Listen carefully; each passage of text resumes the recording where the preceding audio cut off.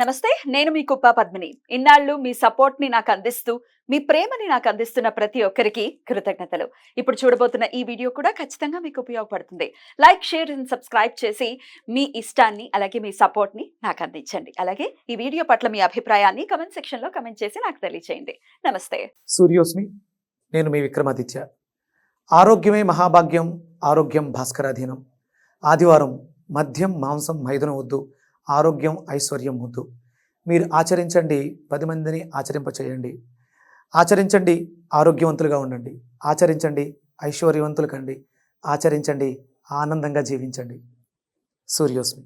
జ్యోతిష్య శాస్త్రం ఒక అద్భుతం. వేదాంగమైన జ్యోతిష్య శాస్త్రం అనేటువంటిది మానవ జీవన గమనానికి ఒక వరం. జ్యోతిష్య శాస్త్రం నీ జీవితంలో వెలుగునింపే ఒక భాష. ఆ భాష నీకు అర్థమైతే ప్రకృతి నీతో మాట్లాడుతుంది. అస్ట్రాలజీ నేర్చుకోవాలి అనుకునే వారికి అద్భుత అవకాశం. మురళీధర శర్మ గారి అస్ట్రాలజీ క్లాసెస్ అతి త్వరలో మొదలు కాబోతున్నాయి. 100% జాబ్ గ్యారంటీ. వివరాల కొరకు సంప్రదించండి. నమస్తే, వెల్కమ్ టు అవర్ ఛానల్. నేను పద్మిని. ప్రస్తుతంతో పాటు ప్రముఖ ఆధ్యాత్మికవేత్త, సూర్య ఉపాసకులు, Sun Spiritual Society founder Vikramaditya garu మనతో పాటు ఉన్నారు. మాట్లాడదాం సార్. నమస్తే సార్. సూర్యోస్మి తల్లి. సార్, ద్వాదశ రాశులకి, ద్వాదశ జ్యోతిర్లింగాలకి ఖచ్చితంగా సంబంధం ఉంది. ఏ రాశి వాళ్ళు ఏ జ్యోతిర్లింగాన్ని దర్శించాలి అనే విషయాన్ని చాలా అద్భుతంగా తెలియజేస్తున్నారు. సో మనకి రకరకాల కష్టాలు ఉన్నాయి, మేము ఇది చేసాం అది చేసాం కాదు, అన్నిటికీ అసలు సిసలు మూలం ఈశ్వరుడే. ఆయన చెంతకు వెళ్తే మన చింతలన్నీ పటాపంచలవటం ఖాయం. మేషరాశి గురించి చాలా అద్భుతంగా మీరు వివరించి ఉన్నారు ఆల్రెడీ. రామేశ్వరం వెళ్ళాలి అని చెప్పి ఉన్నారు, అనుభవించి దాన్ని ఎక్స్ప్లెయిన్ చేశారు. మరి మిగిలిన రాశుల వాళ్ళు కూడా ఉన్నారు కదా. వృషభ రాశి. ఈ వృషభ రాశి వాళ్ళు ఏ నక్షత్రాలు వస్తాయి వృషభ రాశిలో, ఎవరెవరు వెళ్ళాలి, అసలు ఎక్కడికి వెళ్ళాలి, ఏ జ్యోతిర్లింగాన్ని దర్శించాలి, ఒక్కసారి మీ ద్వారా. తప్పకుండానమ్మా. మీరు అడిగారు అసలు జ్యోతిర్లింగాలకి ద్వాదశ రాశులకి ఏమైనా సంబంధం ఉందా అని. మీరు ఎప్పుడైనా సోమనాథీశ్వర్ గురించి, దేవాలయం గురించి విన్నారా? అంటే అప్పట్లో దండయాత్రలు జరిగే సమయంలో కొన్ని వందల సార్లు సోమనాథ దేవాలయాన్ని దోచుకున్నారు. 100 సార్లు? అంటే అంత సంపద ఉంది. ఆయన అంత దోచుకున్నా ఇంకా ఉందంటే అర్థం చేసుకోండి. అంత దోచుకున్నా కొన్ని వందల సార్లు. అసలు సంపద అంటే విష్ణు ఆలయాల్లో ఉంది అని వింటూ ఉంటాం, ఈశ్వరాలయాల్లో కూడా సంపద. అసలు సంపదకి మూలమే ఈశ్వరుడు. బంగారాన్ని, ఆయన వీర్యమే బంగారం. కరెక్టే అనుకోండి, కానీ ఇది ఆశ్చర్యపరిచేటటువంటి అంశం. ఓకే, మీరు అంటే శ్రీకృష్ణ పరమాత్మ అంటే ఇప్పుడు మనం రామేశ్వరం రాముల వారు ప్రతిష్ఠ చేస్తే ఇది శ్రీకృష్ణుల వారు ప్రతిష్ఠించారు. అద్భుతం. పరమాత్మ ప్రతిష్ఠించినటువంటి దేవాలయం సోమనాథేశ్వరం. సోమనాథ్. అయితే వృషభ రాశి వాళ్ళు ఇప్పుడు అంటే మనం జ్యోతిష్ మీరు అడిగిన దానికి నా సమాధానం ఇంకా పూర్తి చేయట్లేదు. చెప్పండి. అదా మనకి ఎన్నో రాశి అవుతుంది అది? రెండో రాశి. అధిపతి ఎవరు? రాశ్యాధిపతి శుక్రుడు. దేనికి ఆధిపత్యం? లక్ష్మి. ధనానికి, వాక్కుకి. మీకు రాముల వారు మాట్లాడింది పెద్దగా ఉండదు. ఆయన వాక్కు పరిపాలన చేసుకుంటూ వెళ్ళిపోయారు తప్ప ఎక్కడ దాని గురించి పెద్దగా మాట్లాడలేదు. కానీ ఇక్కడ శ్రీకృష్ణ పరమాత్మ బోధిస్తూనే, అంటే వాక్కు, ఇంకొకటి 2 సంపద, ధనస్థానం, కుటుంబ స్థానం. ఆయనకి కుటుంబం ఎక్కువ పెద్దది కదా శ్రీకృష్ణ పరమాత్మ. అంటే ఆ జ్యోతిర్లింగాలను ఏదో చెప్పేయటం కాదు. మీరు అడిగారు దానికి సంబంధం ఏంటి అంటే ధనస్థానం, ద్వితీయ స్థానం, వాక్కు స్థానం, కుటుంబ స్థానం, రెండో ఇంటికి అంత ఆధిపత్యాన్ని ఇచ్చారు. అది శ్రీకృష్ణ పరమాత్మ చేత నిర్మింపబడింది. అంటే మనం ధర్మాలతో మార్చుకుంటే అతి పురాతనమైనటువంటి దేవాలయం సోమనాథేశ్వర. ఇంకొకటి ఏంటంటే మీకు కోనార్క్లో సూర్యనారాయణమూర్తి దేవాలయంలో ఉన్నటువంటి విగ్రహ ప్రతిష్టకి సోమనాథ ఈశ్వరాలయంలో ఉన్నటువంటి విగ్రహానికి పోలికలు ఉంటాయి. గాలిలో ఉండేదంట శివలింగం. గ్రావిటీని కట్ చేసుకుని మూర్తి స్వామి గాలిలో ఉండేవారు. అది ప్రశస్తి. అంటే ఒక బరువైనటువంటి శివలింగం గాల్లో ఎలా తేలుతుంది? ఆర్కిటెక్చర్ బాబాయ్. అంటే చుట్టూ మ్యాగ్నెటిక్ ఫోర్స్ ఉంది. అంటే మ్యాగ్నెటిక్ ఫోర్స్ ఉండాలంటే అది దేంతో తయారై ఉండాలి? ఇనప వస్తువు అయి ఉండాలి. కానీ మరి ఇనువు కాదే, అదొక అద్భుతమైనటువంటి శిల్పమే, రాయి. ఆ రాయికి ఉన్నటువంటి శక్తి అంటే ఇప్పటికే చెప్తారు. అక్కడ దాన్ని ధ్వంసం చేసినప్పుడు అందులోంచి ఒక రాతిని తీసుకెళ్లి మీకు మక్కాలో ఉన్నది దాని యొక్క కింద ఈశ్వరుడే ఉన్నాడు అని అంటారు. అదే ఆ శిల అంటే ఆ శిలకి అంత శక్తి ఉందా అని వాళ్ళు దాన్ని పట్టుకెళ్ళిపోయారు అనమాట. అంటే అక్కడ ఉన్నటువంటి మహిమ ఏంటి, క్షేత్రానికి ఉన్నటువంటి మహిమ. దాన్ని అందుకని అక్కడ ఆ ప్రతిష్ట శ్రీకృష్ణ పరమాత్మ ప్రతిష్ఠించడం జరిగింది. భారతీయులు గర్వపడేటువంటి దేవాలయం సోమనాథేశ్వరాలయం. అద్భుతం. ఇది ఇక మనకి వృషభ రాశికి వృషభ ఆర్థిక సమస్యలతో సతమతమవుతున్న అందరూ శివుడు అంటే ఇప్పుడు అక్కడ ఉన్నటువంటి సంపద ఇప్పటికీ మీకు బంగారు తాపడాలు లోపల ఇప్పటికీ అంటే వాళ్ళంతా రత్నాలు మనులు మాణిక్యాలు బళ్ళతో దోచేసినా కూడా ఇంకా ఉంది అక్కడ అంత సంపద. శివుడు ఇవ్వలేని సంపద అమ్మా. అదే కదా. వెళ్ళండి. ఆర్థిక సమస్యలు చుట్టూ ముట్టేస్తున్నాయి, ఏం చెయ్యాలో అర్థం కావట్లేదు. సోమనాథేశ్వరాలయం దర్శనం చేసుకోండి. ఒక వృషభ రాశి వాళ్ళకి ప్రధానంగా మనం వెళ్ళాలి. ఆర్థిక సమస్యలతో సతమతమయ్యే వాళ్ళందరూ కూడా వెళ్ళాల్సినటువంటి క్షేత్రం. వృషభ రాశి అంటే కృత్తిక, రోహిణి, మృగశిర వీళ్ళు ఖచ్చితంగా వెళ్ళాలి. మరి మాకు తెలియదండి, మా నక్షత్రం తెలీదు, రాశి తెలీదు అనుకునే వాళ్ళకి నామ నక్షత్రాలు బట్టి కూడా మనకి కృత్తిక 2, 3, 4 పాదాలు ఆ ఈ ఉ ఏ వస్తాయి. రోహిణి 4 పాదాలు ఓ వా వి వు. అంటే వి లెటరు ఓ లెటర్ కి సంబంధించి ఇంగ్లీష్ లెటర్స్. తెలుగులో ఇంగ్లీష్ కూడా అనుకోవచ్చా? ఓ అంటే ఓబ్లేష్, ఓంకార్, ఓ ఓ వా వి వు. మృగశిర నక్షత్రానికి సంబంధించి వేవో కా కి అంటే కే లెటరు వి. ఇవన్నీ కూడా మనకి వృషభ రాశికి సంబంధించినటువంటి. మృగశిర 1, 2 పాదాలు వాళ్ళు. అద్భుతం.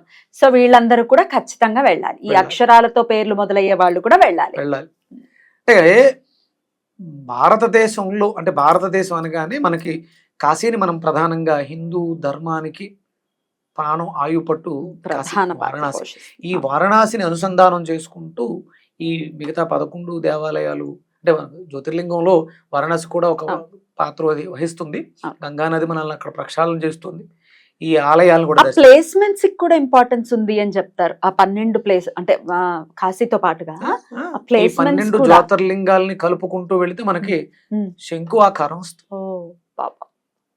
ఏమి నిర్మాణం, ఏమి అసలు వందల వేల సంవత్సరాల ముందు ఋషులు దర్శించి శక్తి అంటే ఇప్పుడు మనకి ఇవన్నీ కూడా అష్టాదశ శక్తి పీఠాలు, ద్వాదశ జ్యోతిర్లింగాలు.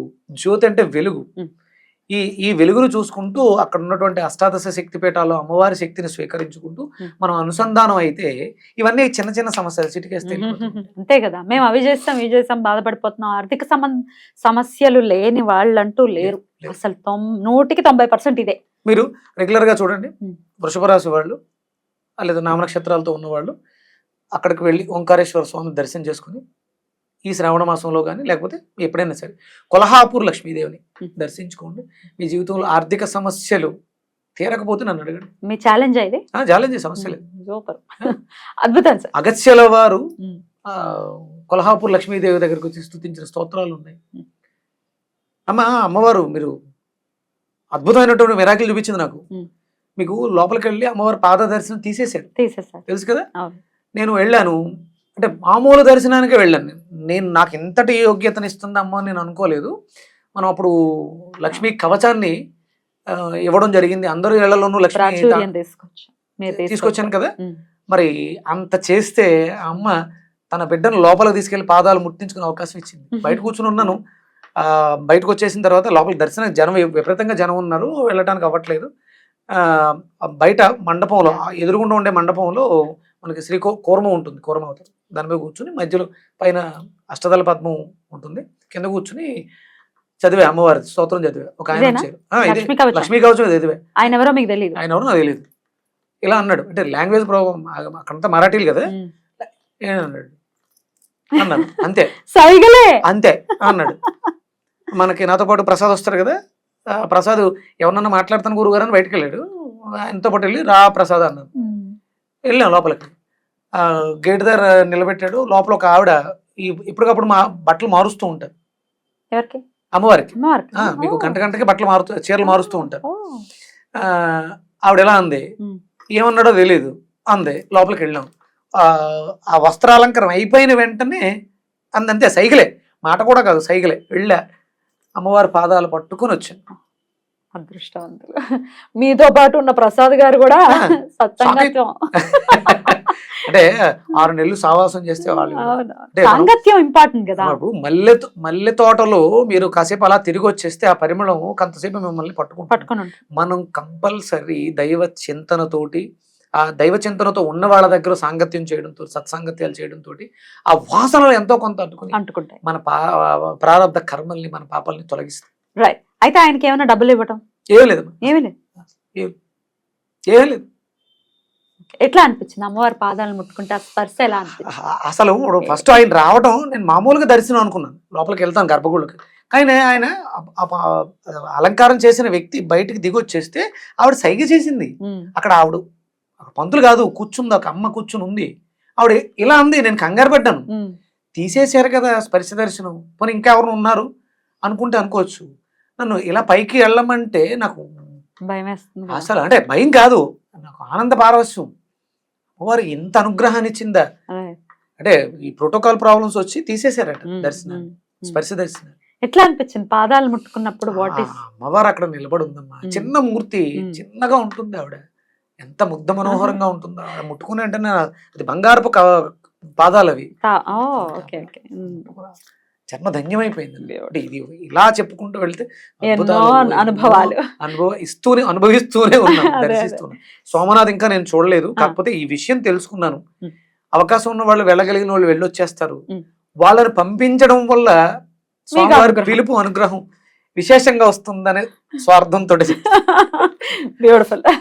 ఖచ్చితంగా కోరిక తీరాలి. అలాగే మన వాళ్ళు వృషభ రాశికి ప్రత్యేకించి సంబంధించిన వాళ్ళు, అలాగే ఆర్థిక పరమైన ఇబ్బందులు ఉన్న వాళ్ళందరూ కూడా సోమనాథ్ దేవాలయాన్ని ఖచ్చితంగా సందర్శించారు. ఆర్థిక సమస్యలు ఇబ్బంది పెడుతున్న సోమనాథేశ్వరం వెళ్ళి రావడానికి డబ్బులు మరి ఆల్రెడీ ఆర్థికంలో ఉన్నాం, మధ్యప్రదేశ్ లో ఉన్నాం. మధ్యప్రదేశ్ అంటే ఎలా మరి బతకడానికి అప్పు అయితే చేస్తున్నాం కదా, చెయ్యండి, ఏం పర్లే, దీన్ని చేయొచ్చా? చెయ్యండి, పర్లే, ఏమీ పర్లేదు. మీరు వెళ్ళొచ్చిన తర్వాత సెకండ్ క్లాస్ ట్రైన్ లో వెళ్ళేసి రండి, ఎంతో అవ్వదు. చేయాలండి. అంటే కొన్ని నాట్లకి మనం అప్పు చేసినా తప్పులేదు. శుభ్రంగా ఒక 10,000 రూపాయలు అయింది అనుకున్నాం, 10,000 రూపాయలు అప్పు చేసాం, 1,000 రూపాయలు స్వామివారికి నివేదన చేయడానికి పక్కన పెట్టుకుని అది అక్కడే ఇవ్వచ్చు. లేకపోతే మన ఊర్లో ఉన్నటువంటి శివాలయంలో కన్నా స్వామివారికి ఆ 1,000 రూపాయలు డొనేట్ చేసి, లేకపోతే ఎవరైతే అర్హత ఉందో ఆ దానాన్ని పుచ్చుకోవడానికి, అదే ఎవరైతే ఇబ్బందులతో ఉన్నారో, ఇప్పుడు మనం ఇబ్బందులు ఉన్నాం, ఓ 10,000 రూపాయలు అప్పు చేసాం, ఒక 1,000 రూపాయలు ఎవరైతే ఇబ్బందులు ఉన్నారో వాళ్ళకి డొనేట్ చేయండి. అక్కడికే పట్టుకెళ్ళి ఇవ్వాల్సిన అవసరం ఏం లేదు. మన ఊరు శివాలయంలో దాన్ని డొనేట్ చేయొచ్చు, అవసరం ఉన్న వాళ్ళకి సహాయం చేయొచ్చు. ఈ 9,000 రూపాయలతోటి దర్శనం చేసుకొని రండి. ఈ నేను చెప్తున్నాను గ్యారంటీగా, అప్పులు అంటే ఈ అప్పు వెళ్ళి మిగతా అప్పులన్నింటినీ కూడా తీర్చేస్తారు. సార్, మేషరాశి వారికి మంత్రం చెప్పారు, వెళ్ళలేని పరిస్థితి ఉన్న వాళ్ళు ఫస్ట్ మంత్రం చేసుకోండి, ఖచ్చితంగా రామేశ్వరం వెళ్తారు. మరి వృషభ రాశి వారికి కూడా ఏదైనా మంత్రం ఉందా? ఉందమ్మా, ఎందుకంటే ఇప్పుడు మనం అప్పు చేయమని కూడా చెప్పాము, మరి అప్పు పుట్టాలి కదా, ఇచ్చేవాళ్ళు దొరకాలి కదా. అందుకని ఆ స్వామినే మీరే అప్పు ఇవ్వండి స్వామిని అడగడానికి ఒక మంత్రం. ఆయనే ఇవ్వాలి, ఆయనే తీర్చాలి. తీసుకునేది నేను కాదు, తీర్చేది నేను కాదు అలా అని చెప్పేసానంటే మనం ఇలా మాట్లాడితే హాస్యాస్పదంగా ఉంటుంది. కానీ అంతే, నిమిత్త మాత్రుణ్ణి, నీ దర్శనం అయితే చేసుకోవాలి, నిన్ను నేను దర్శించాలి. ఎందుకంటే ఎంత గర్వం అమ్మా, దండయాత్రలు చేసి బంగారాన్ని తోచుకెళ్తూ బళ్ళ మీద వాటి మీద తోచుకెళ్ళినా కూడా ఇంకా అక్కడ నిలవలు ఉన్నాయి, స్వామి సంపద ఉంది అంటే ఎంత సంపన్నుడమ్మా ఆయన. 100%. మరి అలాంటిది చూడడానికి సంపద కావాలి కదా, సంపద ఇవ్వాలంటే మంత్రం ఉండాలి కదా. ఆ మంత్రం అద్భుతమైనటువంటి మంత్రం సోమనాథేశ్వరం. సో సంపదని కోల్పోయాము, మనమే చాలా మంది అనుకుంటారు, మనమే కొల్లగొట్టుకుంటాం మన సంపదని. ఎవరో వచ్చి ఏమి చేయాల్సిన ఏమీ చేయరమ్మా, అజ్ఞానంతో మనం చేసిన పొరపాట్లతో మన సంపద మనమే కోల్పోతాం. అది ఆ ఈశ్వరుడే మళ్ళీ ఇవ్వాలంటే చేయాల్సిందే, చేసుకుందాం. మన లోకల్లో ఉన్నటువంటి, మన ఊర్లలో ఉన్నటువంటి శివాలయాలకి ప్రతి హిందూ ఆదివారం వెళ్ళి కూర్చొని ఈ మంత్రాన్ని జపించుకొని, స్వామి నీ దగ్గరకు త్వరగా వచ్చి నిన్ను చూసేంత అంటే ఆ ఆత్రం కనపడాలి తండ్రి దగ్గరికి. నేను రామేశ్వరం వెళ్తున్నప్పుడు అమ్మ నాకు ఎంత ఆనందంగా ఉంది, ఎందుకంటే నాకు జన్మనిచ్చిన నా తండ్రిని తల్లిని తీసుకుని వెళ్తున్నాను. నాకు వెళ్ళిన తర్వాత అర్థమైంది, మీకు అవకాశం ఉంటే ఈ ఏర్పాట్లు చేయండి. వెళ్ళలేని వాళ్ళు చాలా మంది ఉంటారు, మన చుట్టుపక్కలే ఉంటారు, వాళ్ళని చూడండి. సిగ్గుపడకుండా, మొహమాటం లేకుండా మీ ఇంటి పక్కన చుట్టుపక్కల ఎవరైనా ఉంటే కూడా మాకు వెళ్ళే స్తోమత లేదు, తీసుకెళ్ళడానికి అంటే మనం జోలి పడుతుంటాం కదా, అడిగినా తప్పులేదు ఈ విషయం. ఈ మన ద్వాదశ జ్యోతిర్లింగాల్ని దర్శించుకోవడానికి మనం జోలి పట్టినా తప్పులేదు. ఎందుకంటే మనకు అవకాశం లేదు, భగవంతుడు ఇవ్వలేదు. స్వామి నిన్ను చూడాలనే తాపత్రయం నాతో ఈ పని చేయిస్తుంది, నిన్ను చూసే భాగ్యాన్ని ప్రసాదించని ఈ మంత్రాన్ని చదువుతూ అడగండి, స్వామి అనుగ్రహం 100% ఉంటుంది. బ్యూటిఫుల్. ఇంతకీ ఆ మంత్రం సౌరాష్ట్ర దేశే విదేశే తిరమ్యే జ్యోతిర్మయం చంద్రకళా వసంతం భక్తి ప్రధానాయ కుప్రావతీర్ణం తం సోమనాథం శరణం ప్రపద్యే. సోమనాథ్ కి సంబంధించిన మంత్రం ఇది. మంత్రం ఇది 108 సార్లు సార్? ఎన్నిసార్లు? 18 సార్లేనా? శ్లోకం ఉంది కదా, 18 సార్లు భక్తి శ్రద్ధలతో, అంటే ప్రతి ఆదివారం ఆయన దగ్గరికి చేరుకునేంత వరకు ఈ మంత్రాన్ని పఠించండి. Beautiful beautiful. అలా తీర్చేయాలి, బాధ అనేది ఉండద్దు ఎవరికి అని మనస్ఫూర్తిగా కోరుకుంటూ చాలా అద్భుతంగా వివరించారు. కృతజ్ఞతలు సార్. మరి నెక్స్ట్ ఎపిసోడ్ లో మిథున రాశి వారు ఏ జ్యోతిర్లింగాన్ని సందర్శించాలనే విషయాన్ని అడుగుతాను, చెప్తారు కానీ. Thank you sir. నమస్తే.